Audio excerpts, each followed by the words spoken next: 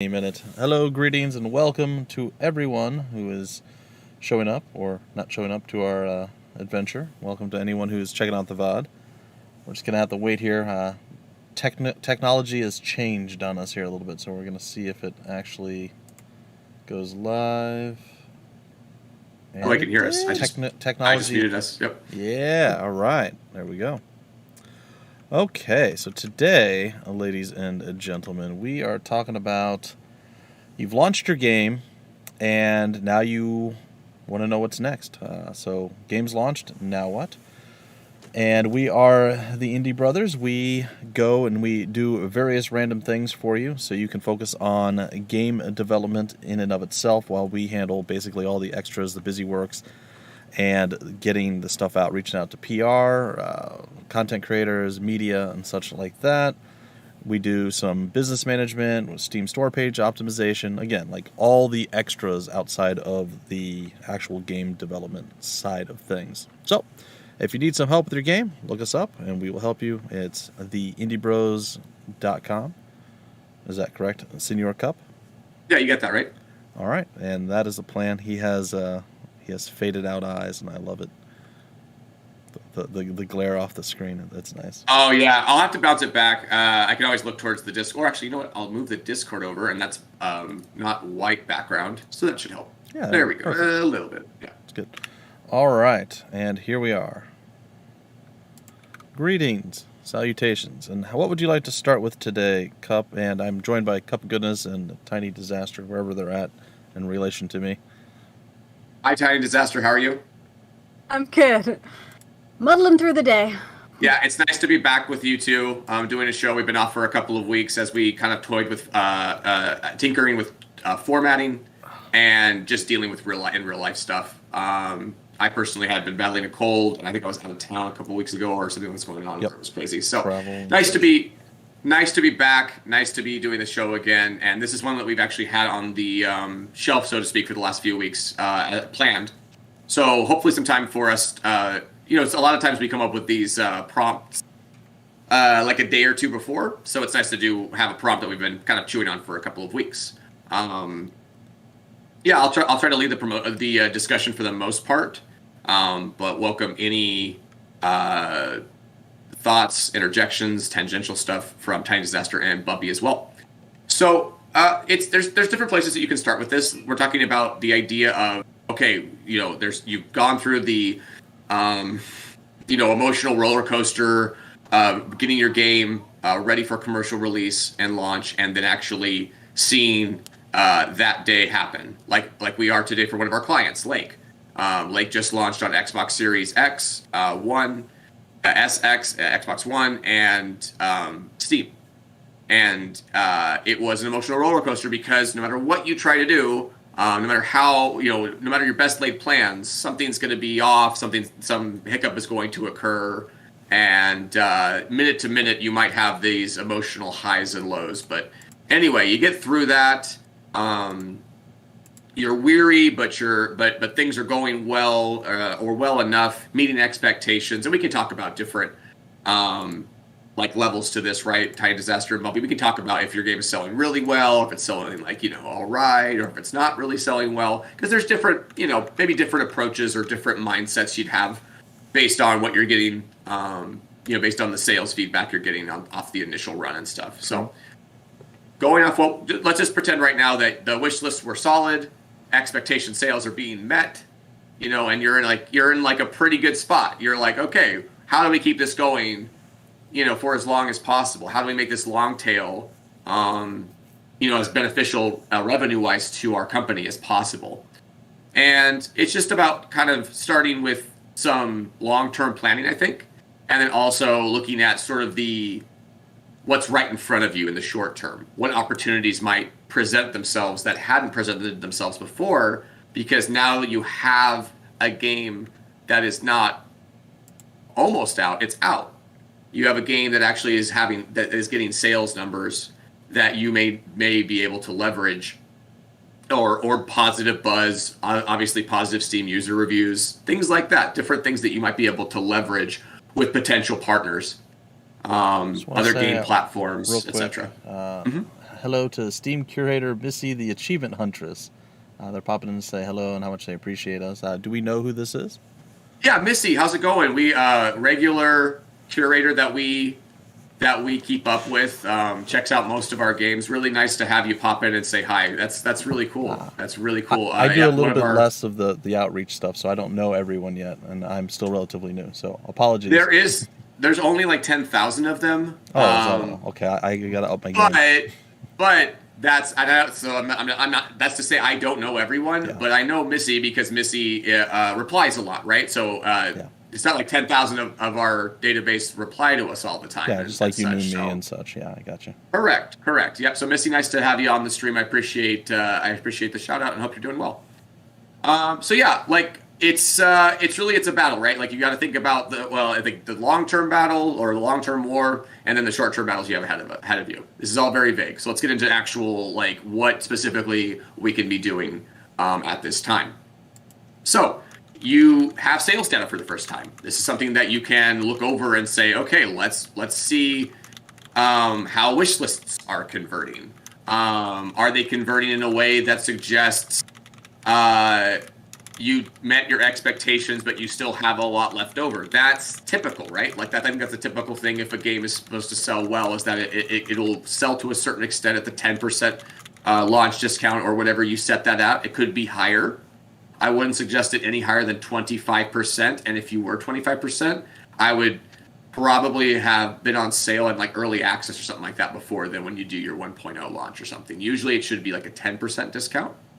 And you should discount, I think, at any or at launch no matter what, because you get additional visibility from that. And that's sort of the thing we're going to think about a lot moving forward with the whole promotional opportunities here. And this is a shift that's happened in the last maybe 3-4 years for us and for the industry, I think. Back before about 3-4 years ago, everyone was putting their games on sale at extremely high discounts, as much as they could. But often it would be more about the discount percentage, the deep cut of the discount percentage, 75, 80, 85, 90% off, versus actually the duration, right? So now things have changed because, first of all, that wasn't sustainable. It wasn't sustainable for indie devs to continue to drive their prices down and make pennies on the dollar for their game sales. It's just not. It was for, in like a humble bundle situation, or a situation where maybe you could sell 1 million plus copies. That was maybe like a one-time nice pop, but it's not sustainable over like the long haul. So there was that sort of tainted the market a little bit, caused a lot of issues for indie developers, and probably why there was this indie-pocalypse talk over the last couple of years as a lot of indies fell by the wayside. But as we've been able to see it, like, new people come in, and there's always more and more games that come out. So our mantra now over the last couple of years is once you're out, there needs to be a lot of, you can't just let your game sit there. You need to be really aggressive, even if your game isn't a GAS, if it's not a games as a service game. If it is, great, because on Steam, that's one of the, front-running best things that you can have about your game, is that it's going to continue to see updates, and it's going to continue to have events and evolve post-launch. But not all games are like that, as we know. And when I'm taking a roundabout way, basically saying that instead of discounting big now, we discount often. And we discount at the levels that we think we need to discount at to move revenue significantly, or where it would meet the expectations of the revenue we're trying to meet quarter to quarter, or month to month, or etc. So 5 years ago, 6 years ago, people are putting their games maybe for like a daily deal at 90% off. Now you'll see mostly daily deals between like 25 and maybe 75% off. 75% being usually the highest you'll see. And there's a sort of a anecdotal belief that if you go higher than 75% off, you're basically leaving money on the table, because psychologically people are probably going to pick your game up at 75% off as they would, as many people as been picking up at 80% off would pick it up at 75% off. So you're leaving money on the table if you discount any higher than that. So instead of discounting higher, why not discount longer and more often at a percentage that is comfortable for you, knowing that you're not like dropping your game from, say, a $20 game to a $4 game or something like that, instead of maybe a $20 game to a $12 game.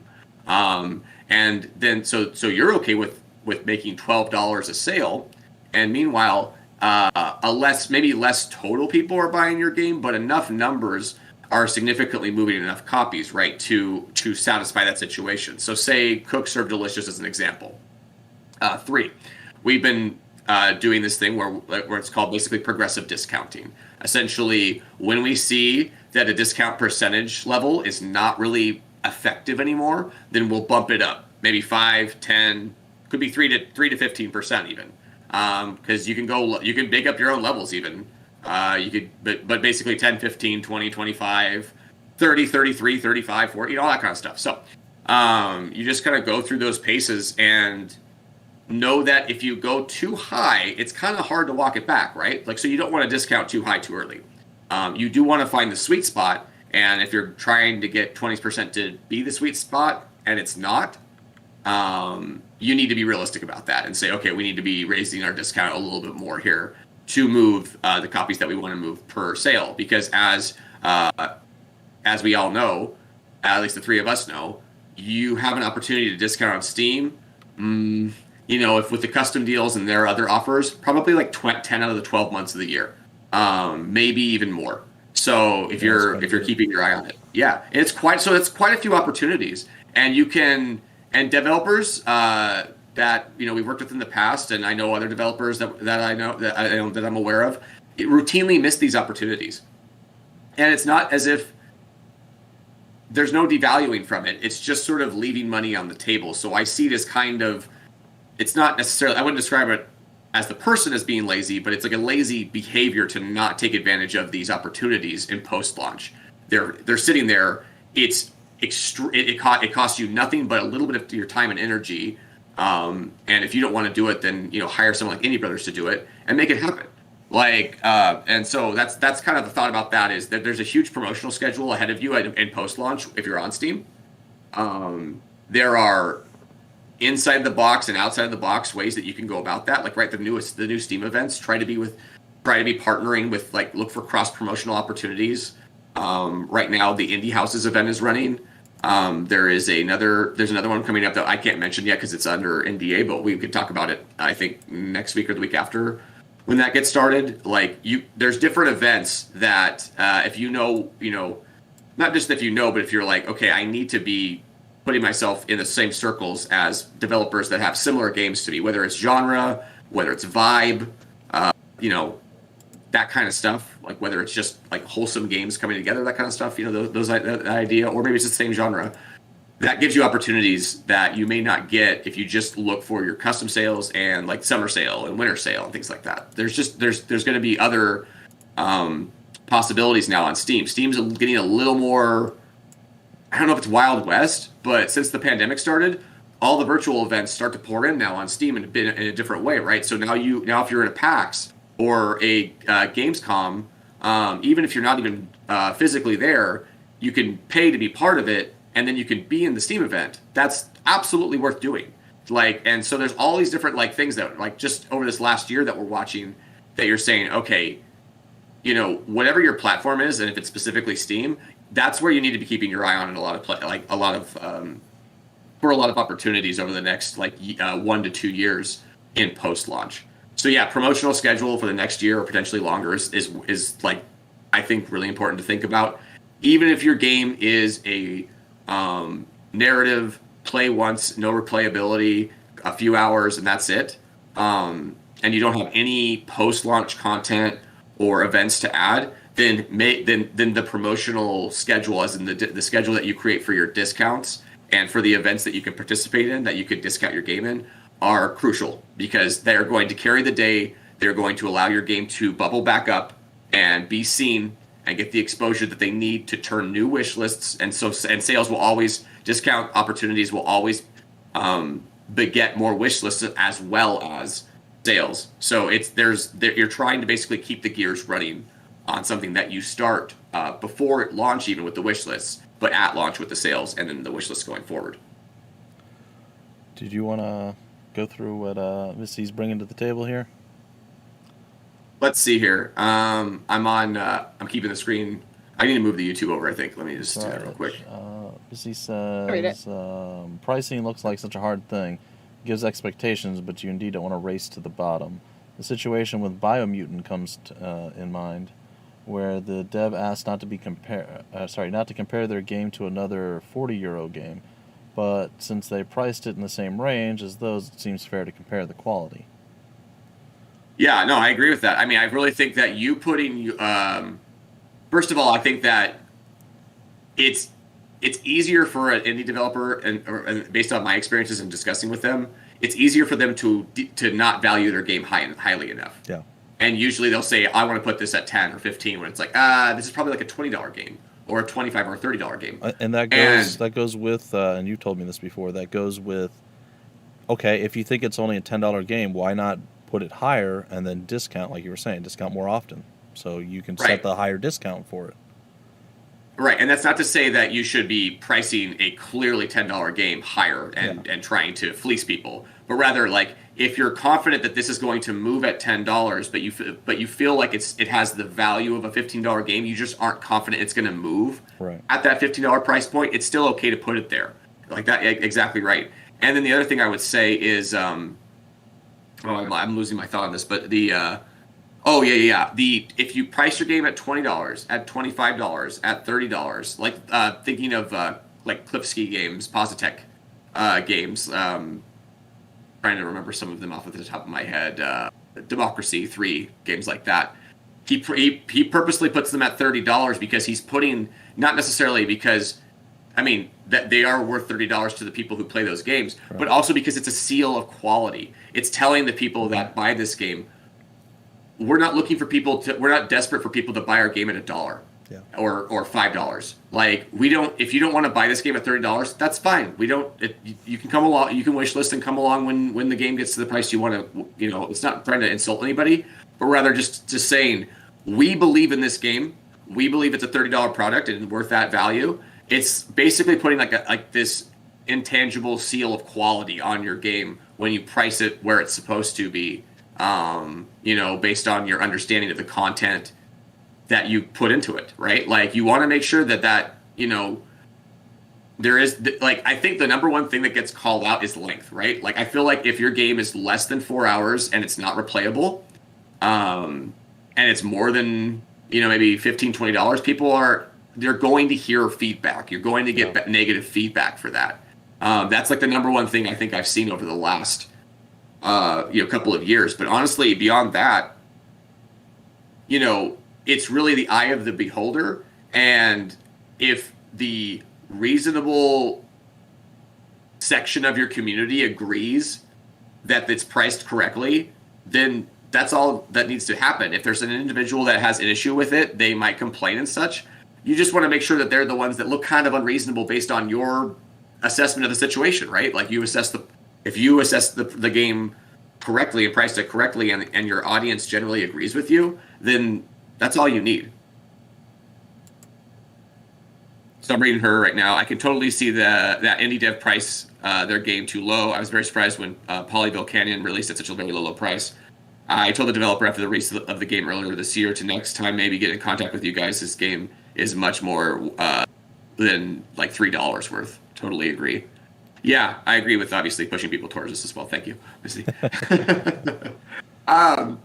So there's other things you can do, like, and let's get into those now. I did not put my water by me, like the rookie mistake, so I'll have to get up and get that in a second. So maybe I can turn it over to you real quick, either Bumpy or Tiny Disaster. Like, feedback on the ideas of what? Okay, so do y'all understand? Like, I mean, you guys are fairly new to this. I know I brought you both into the promotional scheduling and all that pretty recently over the last few months and such. So we're kind of learning as we go. But like, it's like, for me, I'm watching if anything changes on this front, right? if for some reason suddenly 14-day sales at 33% off are suddenly like devaluing the game in some way, then we would have to, pivot or shift or something like that. From my understanding right now, based on what we're seeing, based on what we discussed with Bumpy just mentioned, the more your game could be on sale in that sweet spot, and usually it has to be a discount. If your game is selling well at full price, then you really shouldn't be discounting very often, right? Like really at all. I mean, you can, but if it's going above and beyond at full price, you don't fix something that isn't broken right there, right? Yeah. Like you let that happen, and when the sales drop off, you react accordingly. So, yeah, that really made me think about Factorio's launch. Yeah, because when Factorio was in early access forever, and they were very clear of like, we are not going to be discounting. You can get the early access price, or you can wait, and it's not going to get any cheaper. I don't know if they've discounted yet since they've been out, but I'd be curious to see like how many people just bought it because it didn't go on sale, so you weren't going to wait for anything, versus how many people, one, who don't pay that close attention to what the developers are saying and that kind of thing, or just looking at your wish list, seeing what's on sale, which is how I usually shop for games. Yep, but ditto. I'd be curious to see how that played out for them.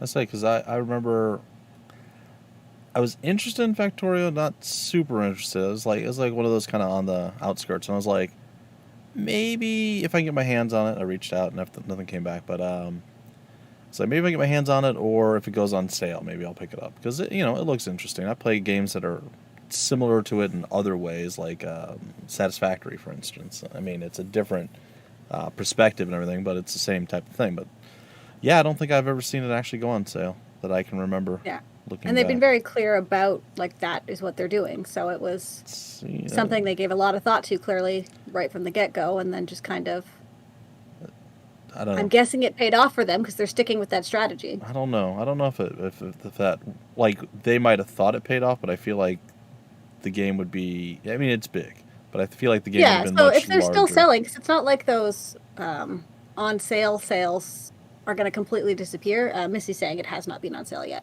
So those sales can still come. Like, yeah. I don't know how many people prune their wish lists that often. I do it from time to time, but not. It's like I think the most important thing. Yeah, I think the most important thing is to not pass up on like a front page feature deal because your game is selling so well full price that you're gonna then say, oh wait, we'll turn down massive featuring just to put our game on 10 to 25% off because it sells so well even at full price. That's a missed opportunity to me. Yeah, that's one of the things I wanted to say was, despite them selling at full price and being able to get away with that, like you just mentioned, it's going to be missed opportunities because they're never going to have, they're never going to get a feature outside of it because it's nothing different from what Steam sees day to day. It's just like, okay, they're just doing well. Someone who's going on sale, we need to promote them more so the sale makes a difference. So. Yeah, and we're optimizers. If you get that high and you're selling that well, you might not care to optimize. I mean, the sales are so darn good that you just don't have to care, and great. That's just not going to be 99% of us. When they're at like a higher price point with Factorio, I think I do everything in Canadian, so I don't actually know what they are in US dollars. I think it's $40 Canadian or something like that. So it's not a $10 game. So every sale they're making, if they're making sales consistently, are making them more money than selling a lot of $10 games. Yeah, of course. It's a $30 game in the States. 30 USD. So, are we ready? Do we want to wrap up on any of this promotional stuff? To me, it is like numero uno most important fundamental thing that you could do if you have a Steam release. I think the question would be, does any of the advice change? It's like we premised all of this on like if your launch went the way that you hoped. So if things didn't get as much Steam rolling as like you hoped, or like you were kind of underperforming, is there anything you would do differently in terms of promotions? Yeah, probably not, right? Based on what we just discussed, like you need to get more exposure, you need to get more wish lists, and you need to convert more sales. And it's likely that maybe your price point wasn't correct when you first launched it, based on the expectations for the audience versus what you presented them. It's probably too high if your sales haven't turned over. If it's a dud, it's a dud. It is what it is. You try to squeeze as much out of that dud as possible. So you would do the promotions and such because it doesn't cost you a lot of your time. And even if you're and I mentioned this, I think, as a later point, but even if your first game doesn't sell great, you still want to get as much out of that as possible in terms of positive user reviews, sales, and basically general feedback for the next time around. Things that you can, kind of glean when you move to your next release. So your attitude will be like, morale will be lower. But other than that, I don't know if you do a whole lot different because and this is just talking about putting your game on sale as much as possible, looking for those opportunities to be on discount with other games that are similar like yours. But I think, and then maybe if it's just suffering, you got to figure out maybe what's going on. Is your messaging off? Is there a way that you can present the unique thing that you bring to the table a little bit better that you just haven't quite nailed yet? Those kind of things you can play with Tiny Disaster.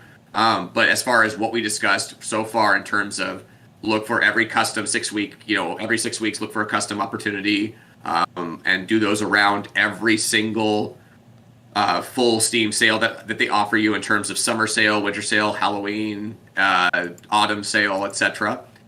And then also be looking for those collaborative events that, like not quite like Steam Next Fest, but similar to them, like indie houses for games that are already released that can get additional promotion through the front page. It's really about trying to not get lost in the sea of releases, which is so easy to do on Steam.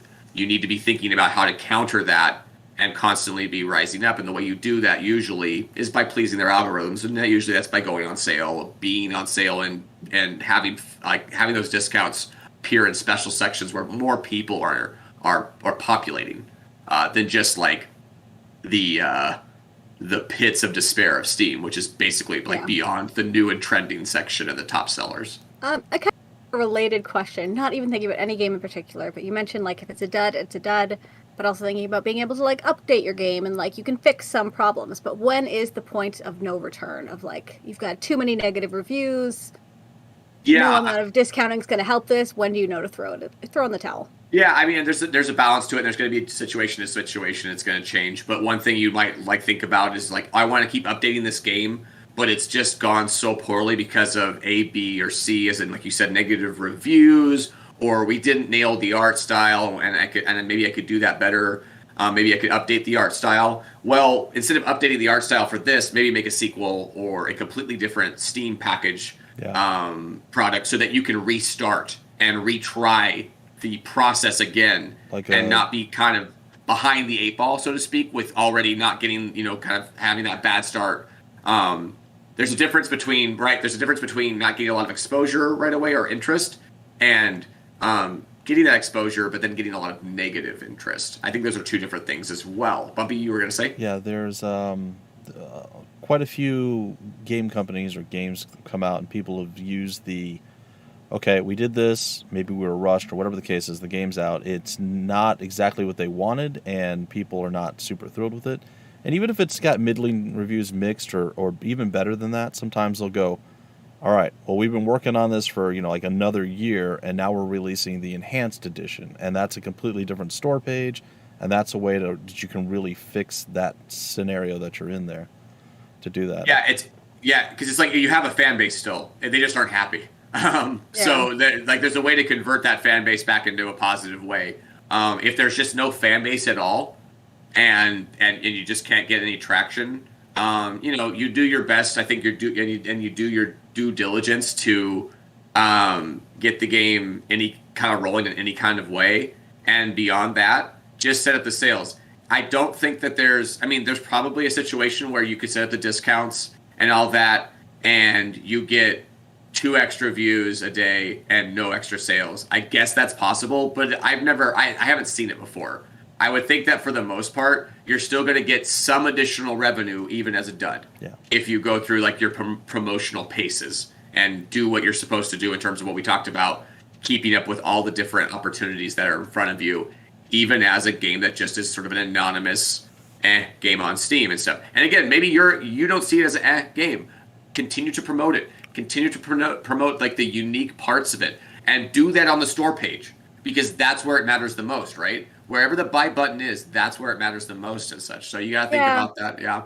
what you said earlier about misjudging your price point and like the level of value and stuff, I think there's also something to be said for maybe misjudging who your audience is, and you've been marketing the game wrong, so the wrong people are buying your game and they're not enjoying it because they think it's going to be XYZ or a certain subcategory of certain genre, and it's not, and it kind of looks that way in your marketing, but the right players just haven't found it yet. So sometimes looking at that can be valuable. Absolutely. And also, like, is it right for the platform, right? Steam is not for every game. It doesn't mean that you can't sell every game on Steam. You can. But it's not the audience, the grander audience is very specific on what they want. And then there are, niche audiences on Steam as well that you may or may not be able to convert and such. But like with Whitethorn, Steam is always considered maybe like a secondary platform to Switch, because Switch seems to benefit. The audience of Switch seems to be a better fit for most of Whitethorn's games compared to Steam, because they are usually shorter narrative kind of new age, wholesome, positive kind of games. And so that goes over well with the Animal Crossing crowd a lot more than it goes over with the Counter-Strike crowd, right? Like, so, we just got to keep those kind of things in mind. It doesn't mean that there's not like we just talked about, varying audiences on Steam, but there's majority audiences, and you can know kind of what sort of friction you're going to have on a platform like Steam, or how accessible it'll be to you to getting people to play your game based on your genre and general overall. I like to use the word vibe now, because it's not just about the genres, it's about how your game kind of plays, feels, memes, looks, to people on socials and such. So that's always something to keep in mind. Bumpy, I think you were saying something. Oh no, I was going to say that just to wrap up our first point, because I think we covered it. The one thing I don't think we mentioned was, well, first off, if you do a definitive edition, make it free for the people who bought your game. Don't make them pay for the game a second time. That's just a me thing. Like, I've seen it both ways, and it's terrible the other way. And then just continue the other game and offer the new one at whatever price, right? But for the overall wrap-up, something I don't think we actually said, I mean, it's all kind of common sense, but, if you put your game on sale, a lot of people are like, well, I don't put my game on sale. I mean, I might get more sales this way. If I sell 100 at, full price versus 150 at 75%, you're going to make a little bit more money. I'm not doing the math, but I assume you're going to make more money. But you're going to get more eyes on it, right? So you're, 50%, say 50%, or even 75% of something is more than 100% of nothing, right? A lot of people will not buy a game unless it's heavily discounted, so you're gonna miss out on that market. And if your game has been out long enough, the people who were really interested and wanted to buy it at full price are going to buy it at full price. So this is tapping into essentially a different market even. So. Yeah, two responses to that. Wish lists have a shelf life, as we've learned. So if you don't convert your wish list, I think within 6 months to maybe 2 years max, a lot of those will grow stale and not really convert anymore. So that's something to keep in mind to some degree. We've actually worked with a product before that had a ton of wish lists from, I think, the 2016 era, and then we released it, I think, 2020, and they meant very little at that point. The other thing I was going to say, what was that first point you mentioned about? Oh, the definitive edition. Yeah. It's just a good PR move, and it's going to make it's a good community move, right, as well, because it promotes respecting your fan base. And I always stand behind the mantra of delight your current fan base, even if there's like 2 people in it, and that will help grow it. Yep. Like, because you will be, the people involved in it will be so delighted that they want to continue to kind of carry the torch and talk about it and such as well. So we initially talked about definitive editions in terms of like if it had gone wrong and to kind of dig yourself out of negative reviews and all of that. So I would also say be very careful that you have actually fixed the mistakes. That don't, if you make the same mistake twice, you're really going to erode the odds of someone taking that chance again. Yeah, there's definitely some hubris involved. Make sure you check yourself when you're going in through that process, and that what you're doing is what you're intending to do, I guess, and what your audience expects out of the improvements that you're looking to make. This is, we don't have to go over this point anymore, but this comes from you making sure that you're not just making a game without getting the proper feedback from the groups and individuals that you need to in the pre-release portions of it. So Let's move forward. Go ahead.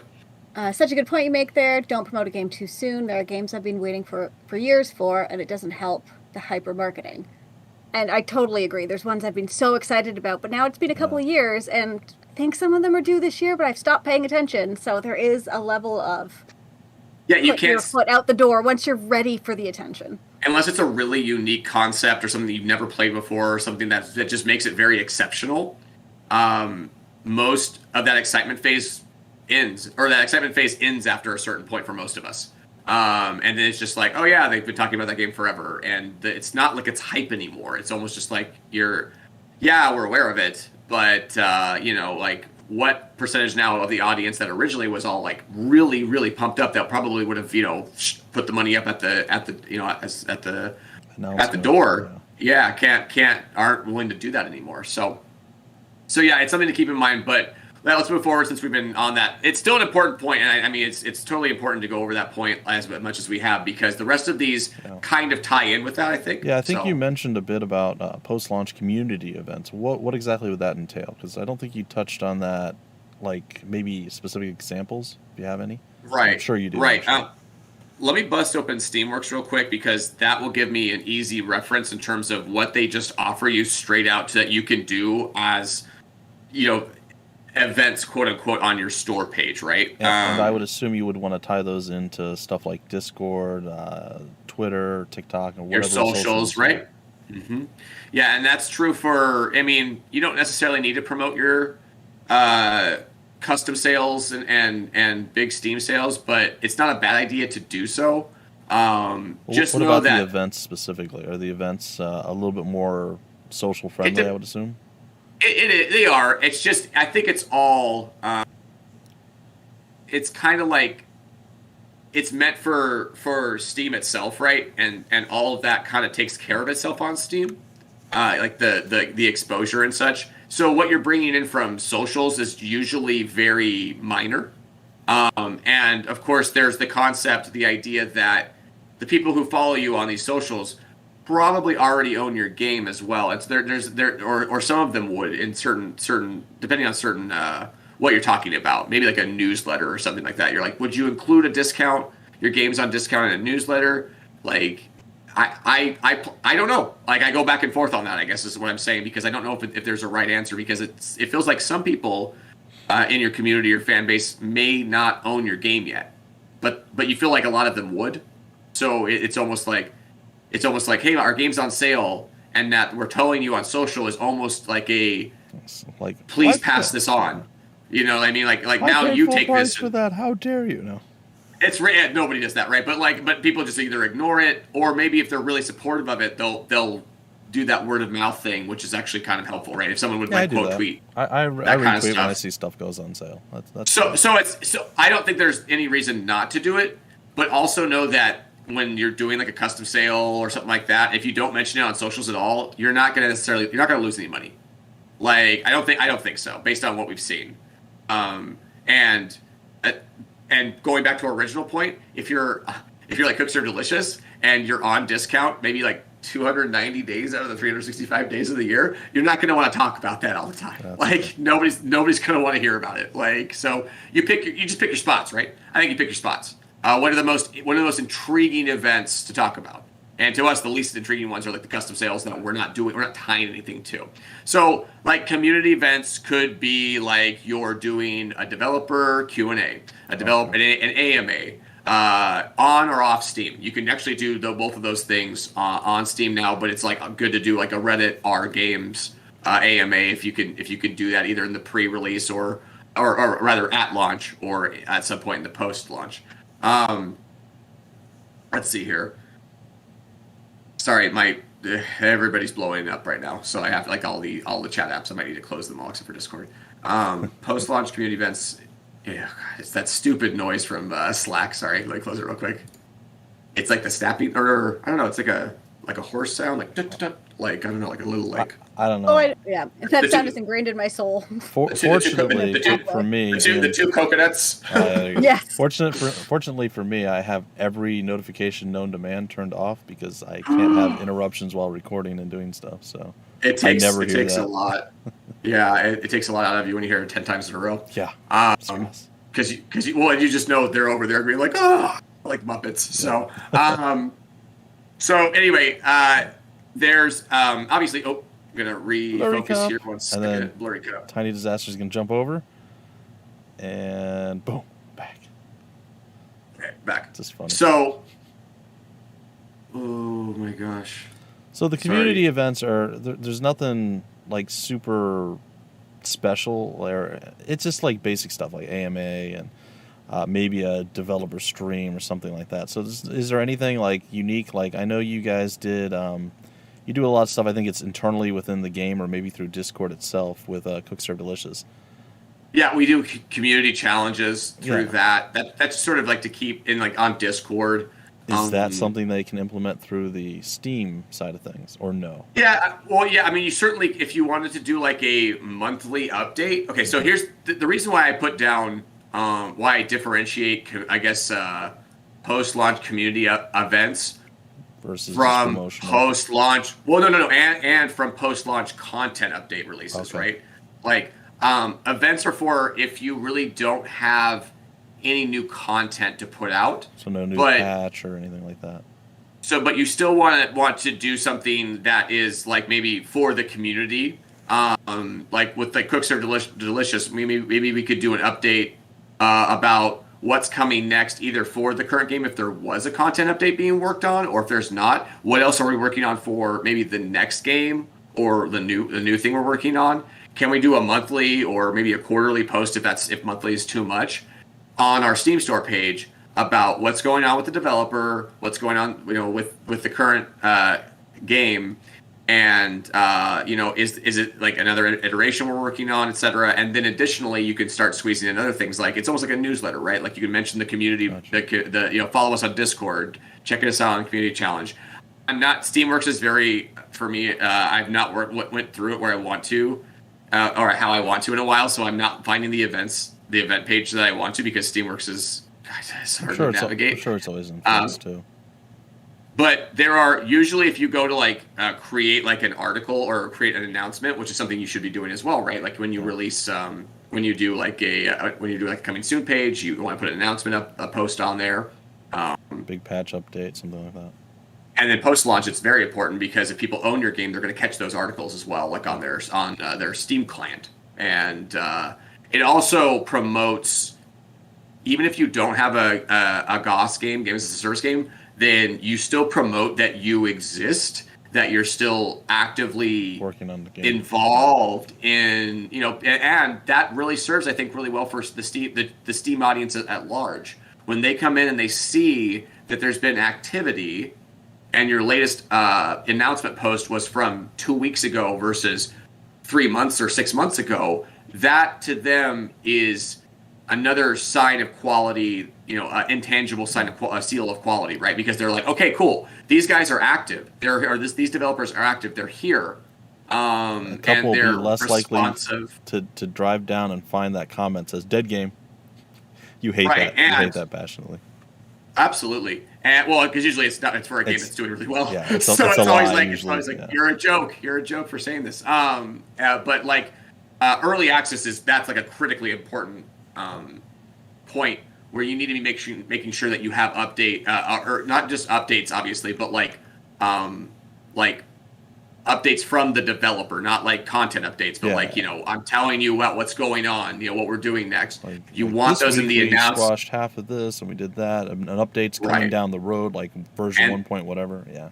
Right, and you have like 2 featured articles on your Steam store page that you could see at any given time, or just one if you only have one up recently. But the idea is that you would like a carousel of new articles coming throughout early access, because that's a really important point where people are determining if you are active as you need to be in early access, for them to go for it. So, yeah, I mean, community events is just don't fluff it too much.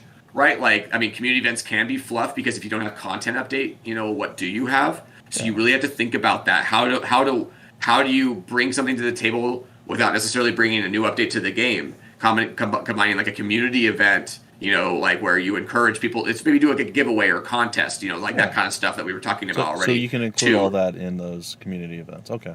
Right. And so, but there are specific things that, if you go into Steamworks and set it up, it'll actually tie in and if you actually go through, you'll actually get, more exposure to your audience that owns the game, et cetera, if you take those steps. So it's important to not just say, I'm going to push this out through socials, but if there's a way that I can expose this further on Steamworks by creating an event, an announcement post, et cetera, that you do that. I think some of the why we kind of skated over at the beginning, just in terms of like keeping your audience warm, in terms of if you have anyone who is interested in becoming like a real fan of yours, who is following you on socials, who is interested in not just this game, but what your next game is, or so just doing things to develop those relationships over time seems to be the benefit, on top of being active and being visible for anyone who might buy your game in the future. Right. There's the idea that I know I got two thoughts in my head because I want to go back, and Bumpy said something before, and I wanted to say with the sales, way back before, there was a point I wanted to make, is that there's a short-term benefit, right, because you get revenue right away. But there's a long-term benefit of putting yourself on sale too, because you're exposing yourself and getting more exposing the game up better than you would if you just stayed at full price, and getting more wish lists. And so you're going to give yourself a longer tail to sell the game. So now we're talking about maybe making revenue on a game for 4 to 5 years versus 1 to 2, based on how active you are, I guess, in that first year, and making sure that people kind of continue to find the game. Because it's new to them if they haven't heard of it, and they find it in a year from now, right? And it's been out. It still might be new to them. So that wish list, all of a sudden, even though it's been a year post-launch, isn't like it's been a year-old wish list. It's a fresh one, right? So that gives you a whole another year potentially with that. So yeah, more and more people are using Steam, doing PC gaming and such. So stuff from 5 years ago they might not have ever heard of. An example was the first festival that Steam did. It was the Indie Game Booth, what is it called again? I always forget. Indie Mega Booth? Mega Booth, there we go. I'm sorry. There's so many indie booths, I can't handle it all. Anyway, that one was, we did Bionic Dues in that, and that was huge. There was so much visibility. So many people were interested in it. I don't know, you never really got back to me. I don't know if you knew or looked, but sales, I think you said sales did decently, or like way better than expected even. Yeah, it was such an old game, and it had done so nothing for so long that it was like crazy to see that. And it wasn't like, we're back in business, baby, as a company, but for that particular game or whatever. But it was like, hey, a nice little boost out of nowhere, essentially, of revenue. You'll always take that as a company, especially as we talked about with if you're thinking about a long-term, running a studio for long-term and you need multiple revenue streams, multiple products. To take advantage of it, to leverage for revenue. Some of those will dry up for like kind of in general, but that doesn't mean that they can't still pop every once in a while, right? Like, I mean, and if the right situation comes about, and it's not like it's like, so if even sales are low in general for like games that have been out for several years, you still might be benefited from them at some point, just from keeping them on sale, keeping the discounts up. And that's generally what you do as a developer, like Vertigo anyway. We have like the 3 Cooks Are Delicious games and 5 other games that David did before those games that he has on Steam now as like legacy editions. And we just discount them all at the same time. And it's really easy, and it doesn't take a lot of extra effort to get those other games on discount. And sometimes it could pop. So you never know. Kelly, what was that last point you made about the post-launch community events? Like, could you surmise again? I can't remember. There was something that I wanted to say about that, but I messed it up by keeping going your back. Audience warm part. Is that? Yes. Yeah. What was that specifically? You said keeping the audience warm because of like future releases and stuff. And that's what it was. I remember. Yes. Okay. So follows. So follows on Steam is a thing now, right? So it's not just getting wish lists, but people can follow you as a developer on Steam now. And so that's something to keep in mind as well, as you keep those updates pouring out, as you keep your audience warm, either through Steam or on other platforms, is that a follow on your developer side is actually potentially better than a wish list, right? Because that means that they're going to be getting updates on your next products as well without having to wish list that next product. So this was a fairly recent introduction thing that's implemented over the last. Yeah, it's over the last year, maybe a little bit longer in beta, but over the last year or so, it's been out, and it's something that we have definitely taken note of for the studios that I'm included in on that kind of discussion, like Vertigo and Arcen, and so you get that opportunity to pull those people over, and it's exactly like you were saying, Tiny Disaster. We need those. You need to keep your audience warm because it's a long-term play. It's a beneficial move to your company as a whole. It always will help in the short term to some degree, but it's very hard to influence and make things happen like just immediately in the short term. Like you have to build these things up, and that's part of that process. And you should never not be building up, right? Like there's always some way or shape or form that you can continue to be building, whether it's pre-release, launch, post-release, whatever we're talking about. All right, so let's move to the next point. Looking at sales results in different regions and investing into full localizations as it makes sense to.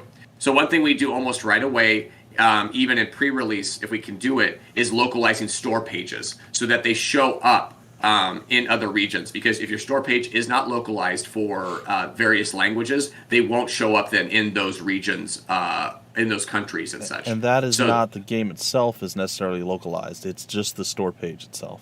Correct. This is what I would say, like the tiers of investments that you make with international approach on this. So start with the store page localizations because generally you can do that for not very much, comparably obviously to a full localization of your game, which is going through, as Bumpy said, and changing the language, not just the language, but making sure that there's nothing lost in translation, all that kind of stuff with various languages. That's a big undertaking. And if you don't know if your game's going to sell well, it doesn't make a whole lot of sense to make those investments before you do know, right? So instead, start incrementally and start with iterating those store pages out to those localized store pages out, and that will give you at least a hint, right? Okay, the English speaking section of this country have taken to this game, or this region have taken to this game based on the fact that the store page does exist for them. They can see it and they can purchase the game and they can interact with it. Maybe there's a big clamor for a French translation or a German translation or something like that, etc. That's something that you can say, okay, we're hearing a lot of that, but we need to actually see the data as well. So when a game starts selling on Steam, you can go to Steamworks and you can find like a global map of where your sales are coming from. And it'll be like, generally it'll be... Sorry, can you also do that with wish lists, or is that not a possibility? I'm just curious. I think you can. Okay. I think you can with wish lists. So that is a good way to tell as well, as if you looked ahead, right, you could see, okay, we're getting a ton of wish lists from this region, this country. Maybe we should localize for that. It is possible. Okay. It does feel like a bit more of a gamble with wish lists because you just don't know if they're going to convert. I was just wondering if they have that data for you. So that's good to know. Most likely, yes. I'd have to look, but I'm betting they do. Steam does have a lot of data. It's just whether or not you can find it or not. That's yeah. So with the sales, that first maybe that launch period, maybe it's 2 weeks, maybe it's a month, maybe it's 3 months, whatever you feel is like the launch period that you want to take the chunk of data from and look at. You can say, okay, I want to look from this date to this date, how the sales were, and look at the regions, right? And usually it'll say US is like 40% or more of your sales, maybe 60%. And then like UK, Australia, and other English-speaking countries will be usually Canada, will usually be in that top section too. Every once in a while, you'll be like, oh, interesting. Germany is ahead of an English-speaking country, or like France is ahead of like UK or something like that. That is an indication. Like France is 12% sales, and it doesn't have a French translation. That is an indication that you may have a market there that you could potentially cater to by hiring a local PR team, or like a French-based PR team, or doing a full localization. But again, some games like Cook Serve Delicious and AI War 2, this would be an impossibly, or not impossible, but an incredible undertaking, right? Like thinking about AI War 2. Whew. of just monumental proportions, how much text would have to be translated there, right? Like localized. So it is something that certain games work really well. Like if your game is super simple, like some of the best games, like international or games that have gone over well internationally, don't even have, they make their own language, right? Or they make the language like shapes, like things that anybody anywhere in this world can interact with and figure out. And it doesn't have a whole lot of, English at all. You could even make tutorials. A lot of tutorials can be intelligently made without muttering a single word, right? Or mentioning a single word in English. It can be done. It depends on the game, right? It depends on the game. So you want to look at what your game is, and based off of that, can it be localized fully? Be realistic. Look up the costs for that. Maybe even reach out to a couple of localization teams. Localization prices can range wildly because they can be similar to like marketing teams can the cost of that can range wildly based on how many members are on the team. Is it just a solo person doing it? And then you have to understand, do you want it cheap? Do you want it fast? Do you want it quality? And you got to pick two, right? Usually. So when you come up with those things, because you're not going to get all three. So you have to figure out the pricing on that and what you want. Obviously you want to get a quality localization anytime you can, because if you don't, you're going to hear about it. And that's negative press, negative PR, all that kind of stuff as well. And so it's not going to help like you want it to. So it's one of those things that I think you do incrementally. You look at, you set yourself up before you launch and see, okay, where are we seeing potential interest in regions outside of English-speaking countries and such? And then how can we cater to them if we can't do a full localization? Let's make sure they get the store page. And you should really try to do that anyway, right? Like you should try to get the store page localized in as many languages that you think is as beneficial as possible. And we're talking about like Europe, South America, all the way to Eastern Europe, Asia.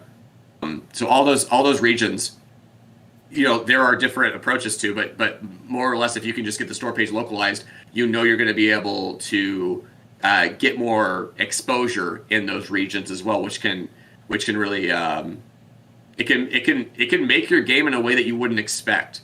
I don't think it would ever break your game or anything like that, but it can make it. Oh my gosh! Just like I said, German sales just coming in a way that we didn't expect because we have a farming simulator that just is going over so well with them or whatever. There's just they love Sims over there, so that's like a thing that if you have a game like that, understand your market, as Kelly pointed out. Make sure Tiny Disaster, apologies. Make sure that you understand the where your audience is, and if it's even in the region that the regions that you're targeting. It might not be. There might be other regions that you haven't targeted yet, like Russia or whatever, that might be hugely beneficial. But there's different things to play with on that. With currency over there, it can be a little difficult. There's certain places like Argentina has a currency issue as well that you wouldn't expect, but Steam developers have to kind of deal with because of how different the currency is there versus where other countries and stuff. So no reason to get into that right now, though. So let's keep moving forward. We're at the top of the hour, so let's keep moving as we got about 4 more points I see on the old notes here. And of course, if either of you have something to say about any of this stuff, let me know. No, just like the first important part again for all that, just to reiterate, is to localize the store page itself into the other languages. And then just look from there, study your data and see if you've got reason to continue to make efforts into that region. And obviously you need to have the budget for it too.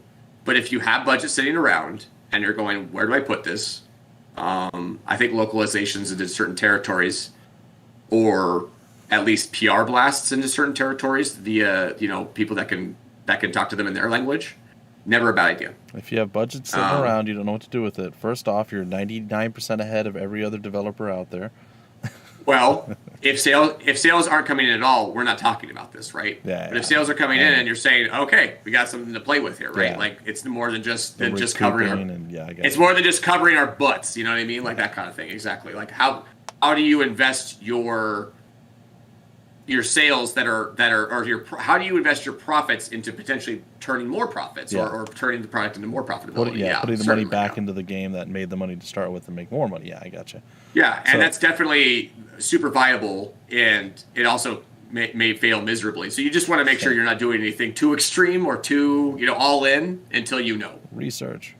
So your next point is seeking other revenue opportunities like additional store or platform releases, outside the box ideas as well. And you had mentioned New Age Arcade, which I have no idea what that is, selling the game at public events. It's fine, and etc. So New Age Arcade, just like a barcade, the things that you would go to nowadays to find like social events. This is obviously pre-pandemic specifically, but like over in Seattle and Portland, and now even in my area, they're trying to get arcades back into kind of vogue, and indie developers tie in pretty well with that because it's hard to get cabinets, right? Like there's a lot of people, a lot of these places will try to get these old school games to fill out their arcades, but like it's Killer Queen, I think is what it's called.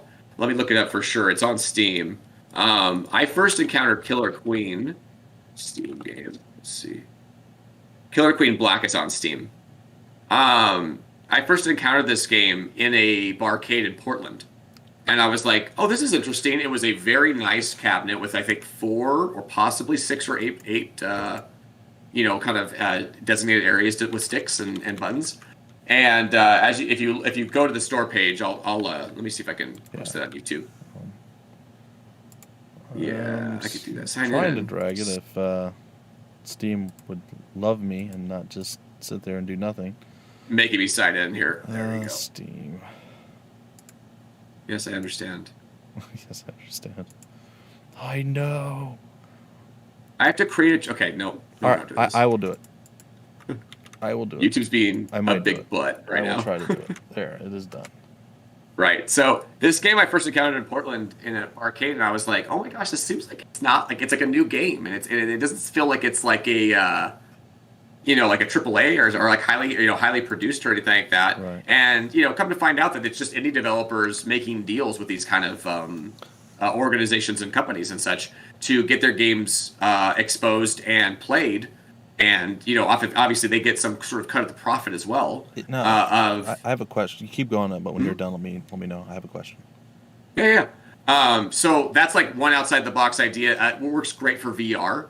I feel like that VR is like a big new age arcade thing that it's hard to sell games it's kind of hard to sell games individually as a VR, like off of Steam as a VR game, because it's not really ubiquitous yet. But it's kind of like a party thing, or like go to a social event, arcade kind of setup, and that could be really cool as well. I could keep going, but I could take that pause if you want to mention it right now, Bumpy. Like I'm going to other areas. Yeah. All right. So just out of curiosity, so you said you saw that game in an arcade. Was it in its own cabinet? Is it part of like a touch screen that you can bring up and you can do other things, or how did that work? I'm sorry, this is new to me. No, it was absolutely its own cabinet that was custom built for Killer Queen, and but you could easily say have an arcade cabinet. Like I always thought would be cool is like doing an arcade on a budget. So you get a bunch of like indie bros games that people are like, don't use our games, like Arcens, that kind of stuff, like maybe Bionic Dews, things like that. Yeah, use our games in arcades. Like that's fine. If you make any profit, like let's try to make a deal out of that kind of thing. We would have like Cooks Are Delicious, other games like that we could potentially do. And for me, I would be like not quarters. Like just come in, you pay a cover fee, and they're free to play, right? Like I like arcade games that you hit the start button and you can play that. And then like if I got an arcade cabinet, you could do like one of those old school ones where you would have like 4 or 5 games on one cabinet by just hitting the switch button or whatever it was, like the rotation button, but have them be 5 Indie Brothers games. You know what I mean? Like and then or like make sure a you have specific publisher or something, right? Yeah, and then make sure you have Miss Pac-Man, and make sure you have Galaga and all that stuff. Like just if you could have different kind of old school games mixed with indies, I think that would be a really cool experience. That that would be awesome. But that's like a different kind of pipe dream. Yeah. My point Even is just being able to combine all those old school games into like one unit would be amazing. We actually used to have a Miss Pac-Man and a Galaga and a Donkey Kong, and they take up a lot of space. So yeah, that's true. We do that. Yeah, Costco actually sells those, like kind of like it's like the tables that you look down at. Those, okay. But they're super cheap and they break really easily, so I wouldn't invest in it. There's a few places that sell, I think, like a 2/3 size or 1/3 size or whatever it is. So, yeah, but I mean, that's just like we're just going off of that because that's like one outside the box idea you might be able to seek for as far as revenue opportunities, like off of Steam, right? Another one, selling the game at like public events. Or finding a way to I mean they don't discourage us at all, like at some of the major events that we go to, that if there's a way that they can pay for it on Steam or purchase a code from you. So you'd have to have could you have physically written out cards that have codes on them maybe, and you can hand them out? You can do physical codes. You can say we're going to do an email transaction as soon as as you pay, or we do like an Apple a Stripe or whatever payment. Okay. Then you get the email and you could check to make sure that it's confirmed and the code's in there, that kind of thing. Yeah, so my question about that was going to be, like, almost no one does physical games anymore. And when they do, it's like it's a big deal, right? Like, it's like, coming physical for the first time in 12 years. They're like, what? So yeah, if you get like, say, like a limited run of physical copies, that's a great thing to bring to like a public event, right? Because those are much easier that's an easier sell than like a physical code opportunity. So, but it doesn't mean you can't sell your game via digital code at public events. That's smart. And see it that way. You don't just have, and really, like, you don't just have to do this at major events. You could find local events to maybe do this at, like if you really wanted to, make a local statement about how you're a game developer. Maybe you're in an area like I am where there's just not a lot of game development like kind of going on at all, and you can make a story out of the fact that you're one of those people in that area that's pushing that industry and stuff. People will take to that. Leaning into Cook Serve Delicious, so you can go to maybe one of your favorite restaurants and say, hey, I want to go do something and promote this thing. I've been local here, and maybe they know you or whatever, and you could do something like that. Yeah, like other things that you could potentially do, cross promotion. So, like Cook Serve Delicious 3 has paired with Overcooked 2 and Cooking Simulator for a delicious bundle, or whatever it's called, the cooking bundle. This gives you exposure to audiences that you otherwise would just never reach, and that's really nice to do. You got to find those pops every once in a while. So cross promotion. Yeah, cross-promotion and collaboration with other developers that have, similar games to you based on fit, based on genre, etc. And then, there's just a billion other things. What's your game about? Like, if it's food-based, gosh, there must be a million opportunities that we have tried and will continue to try for, the Cook Serve Delicious series, reaching out to, Netflix chefs that have shows, that kind of stuff. Like, there's just a lot of different things that you could try to do to get additional exposure, although we're very much specifically talking about revenue at the moment. So other revenue opportunities, you could look at console releases if you haven't done that yet. So that's a simple one, right? Go for a Switch release is always a big one.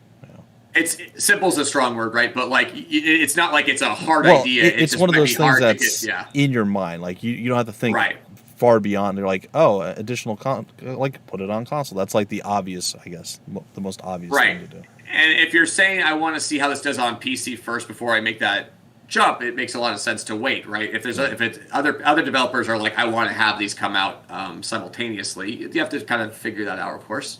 Another thing we'd like to do is get on other storefronts, even on PC, that are not necessarily revenue competitive with Steam.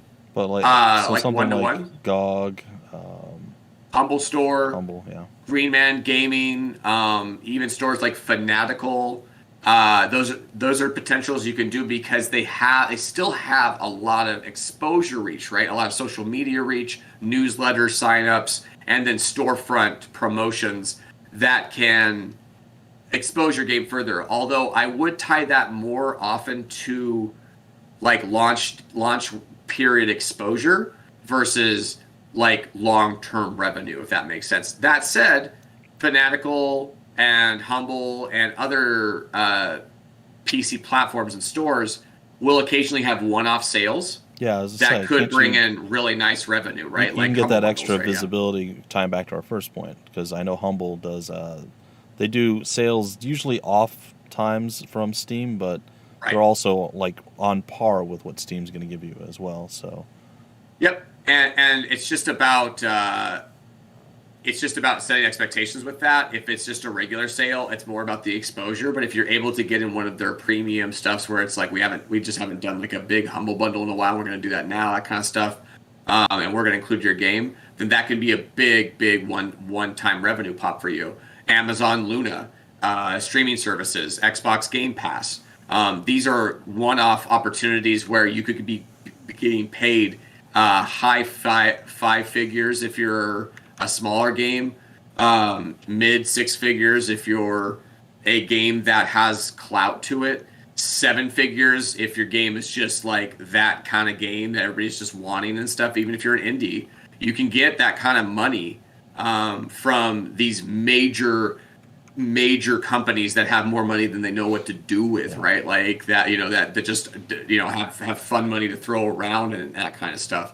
So those kind of things, a lot of that is pre-release thought. But it can be something that you can think about in the post-launch based on how things are performing, how your product's performing.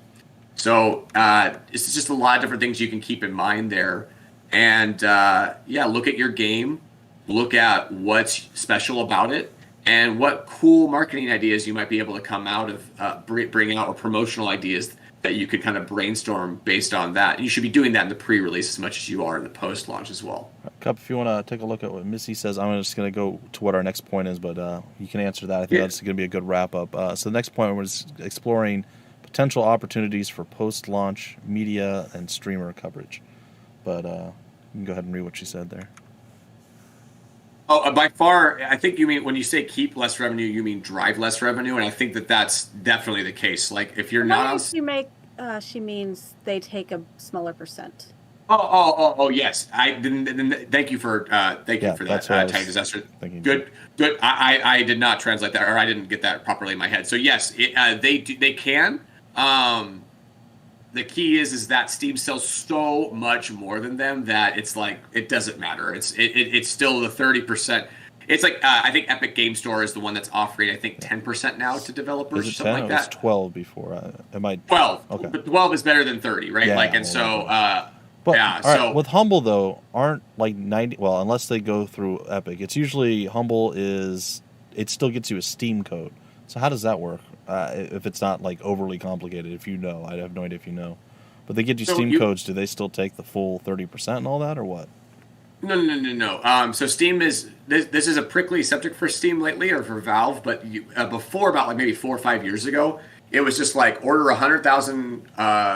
Or maybe not 100,000, maybe like 20,000 Steam codes, and that you would put as you order it from Valve, and this is going to be for Humble Store.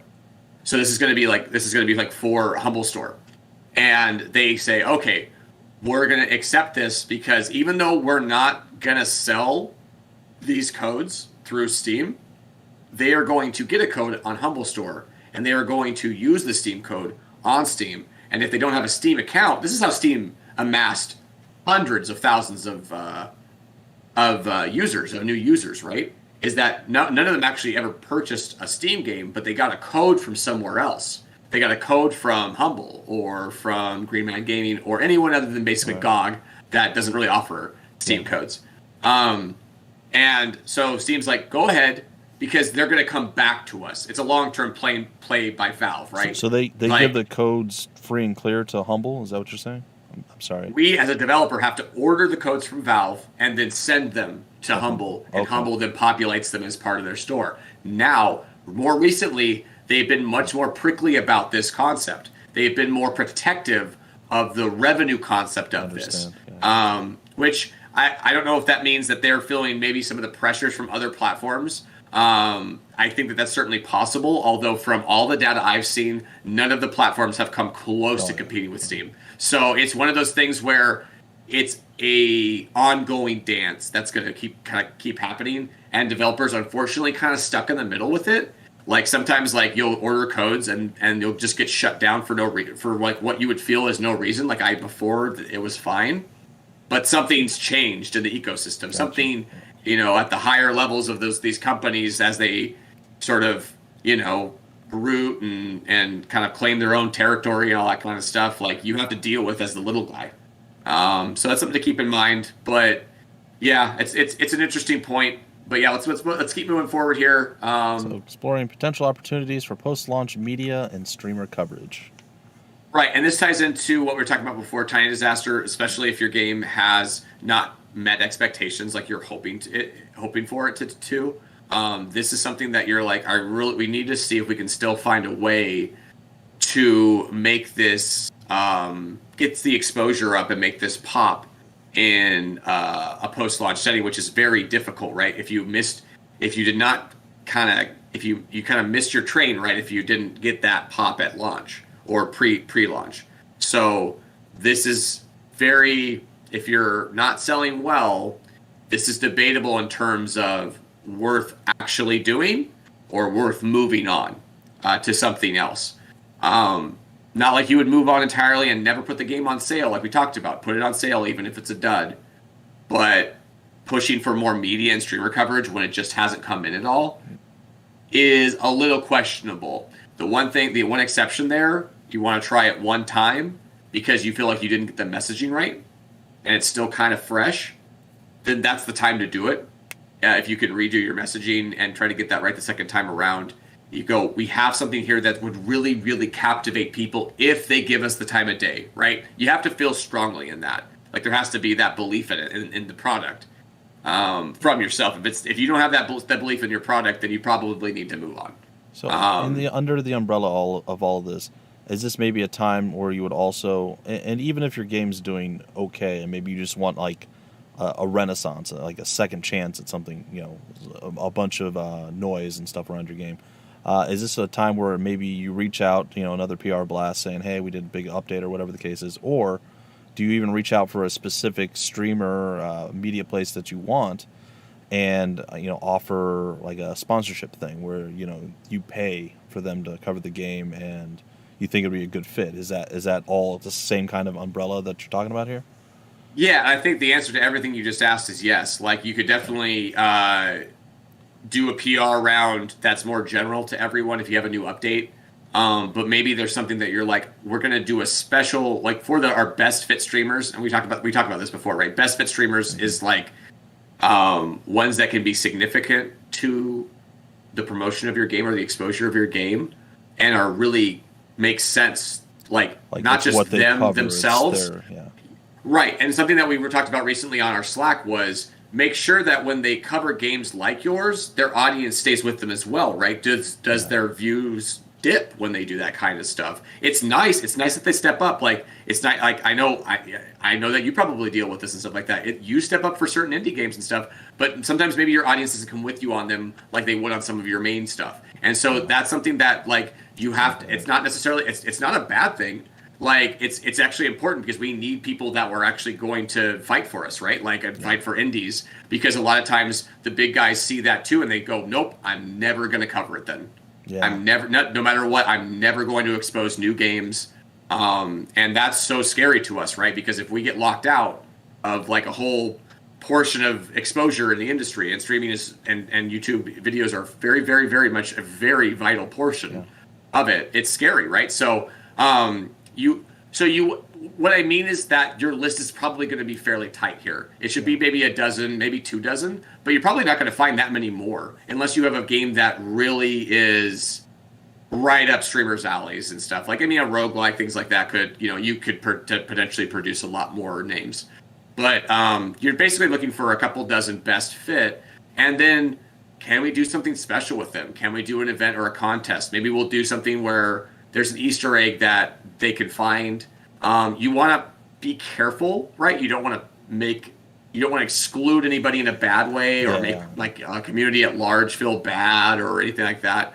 But is there something that you can do to kind of juice it for the streamers and the content creators involved and give them an incentive to cover the game in a fun way. Well, I have the easy example, and it's you guys kind of already did this. When Cook Serve Delicious 3 came out, you guys went after your voice actors and actresses, and you had them stream it and cover the game.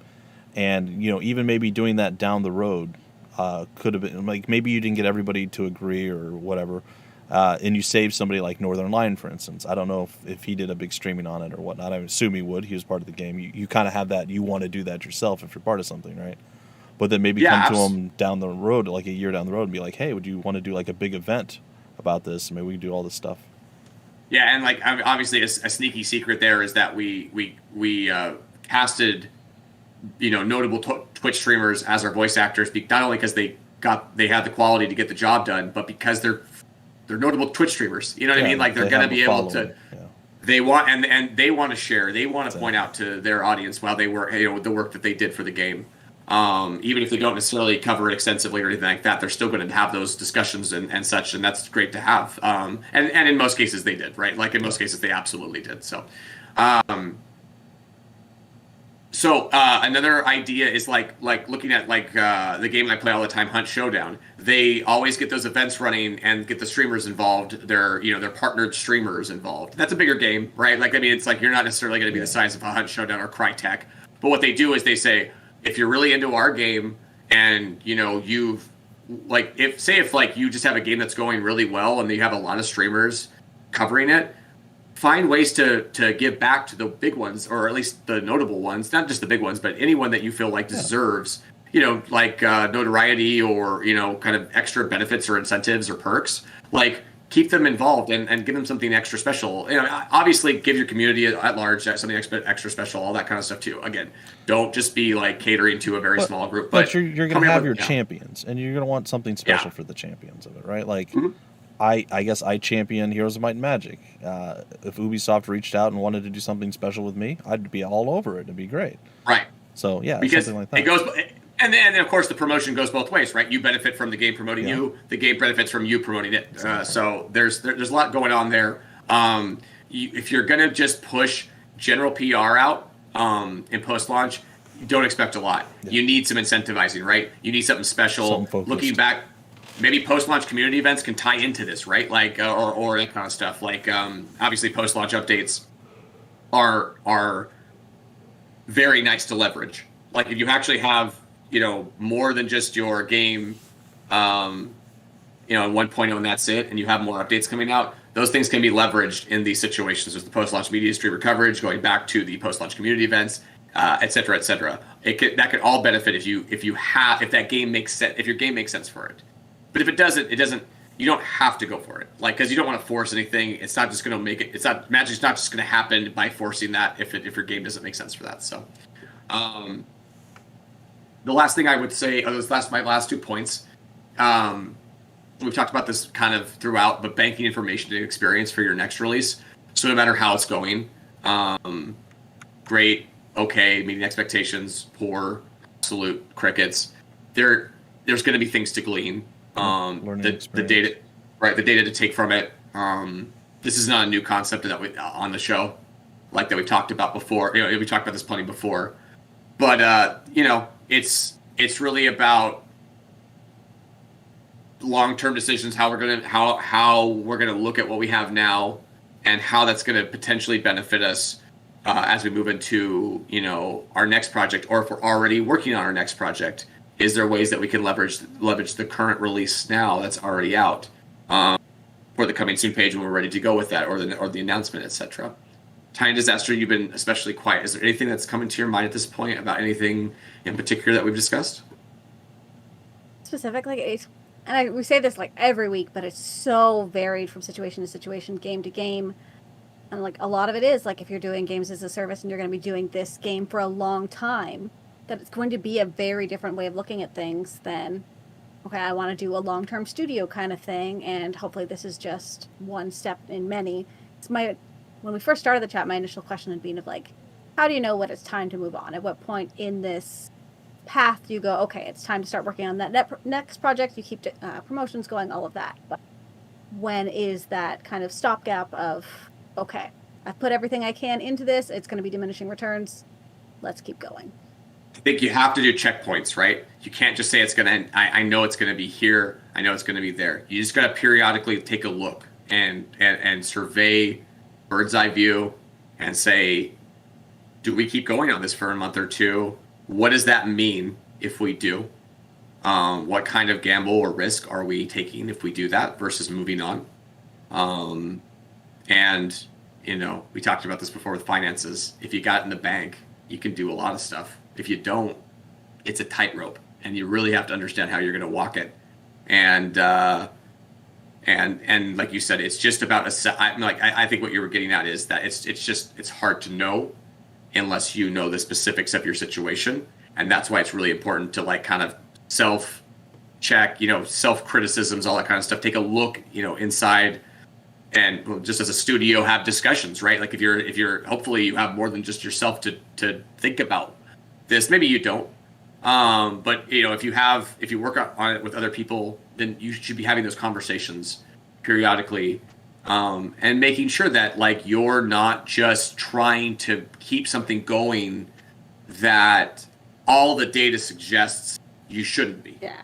You know what I mean? Instead of relying on data rather than just feeling, or there was one feature I really wanted to add in post, but the demand just isn't there. So and again, if you want to add that feature and you have the ability and the finances to do that, and it just maybe the data doesn't necessarily suggest to do it, you could still do that. You can still do that as a passion project type of thing, but just know what it is.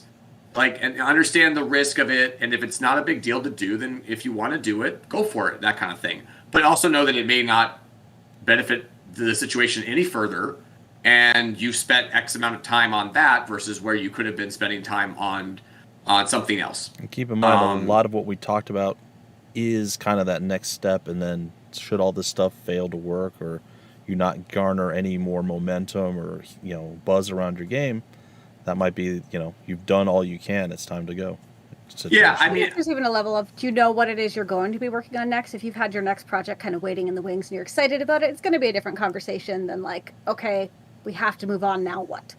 Yeah, you certainly don't want it to be now what. If you can avoid it, you certainly want to plan to say, I want at least a contingency plan in my head that if we release this game and then make, earnest efforts on it for the next 2 to 3 months and really aren't seeing a whole lot of production from those efforts or results, then you should know what is after that point if you're really thinking ahead.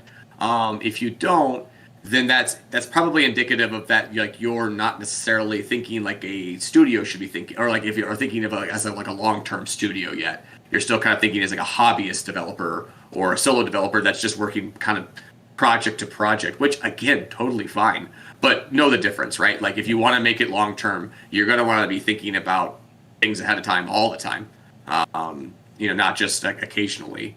So, and then the last one, it's kind of ties in, understand the asset that you have and look to leverage it. This goes back over all the points that we're just kind of harping on. You have something that's out now. It is on sale. It is available to the public for X amount of dollars. And it is visible in that regard. Publishers, partners, cross-promotional partners, platform holders, etc., can be shown this and shown this information, Steam Store page, back-end data that public can't see, etc.